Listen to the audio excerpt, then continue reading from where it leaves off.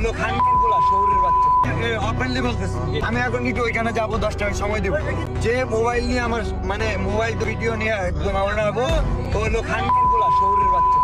বললেই তো বলবেন যে আমিও খারাপ। একটা মানুষ কতটা সহ্য করতে পারে, তার সারাক্ষণ তার পিছনে পিছনে ক্যামেরা মোবাইল নিয়ে ঘুরঘুর করবেন, তাকে দিয়ে একটা ভিডিও বানাবেন, তাকে পাশে রেখে একটা ভিডিও করবেন।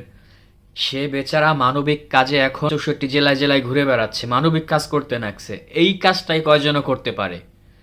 তোমরা নাউত্তেরা সবাই ক্যামেরা নিয়ে তার পিছনে পিছনে ঘুরতেছেন, সেবার তো কাজও করতে পারতেছে না, টয়লেটেও যাইতে পারতেছে না আপনাদের জন্য। যারা যারা এই সব কাজ করতেছেন তারা আসলে একটা বেজন্মা আমি মনে করি।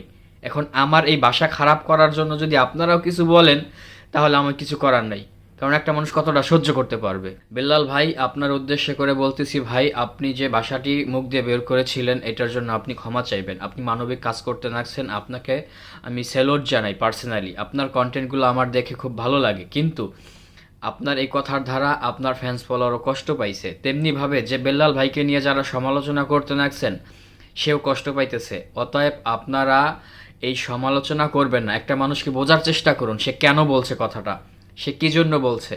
আসলে ওই জায়গা যদি আমি আপনি যে কেউ থাকতাম, আসলে এরকম ব্যবহার হইতো, এটাও মাথায় রাখতে হবে, ঠিক আছে? এই ভিডিওটা যেন ওই পর্যন্ত পৌঁছায় আপনারা শেয়ার করে দিবেন। ধন্যবাদ।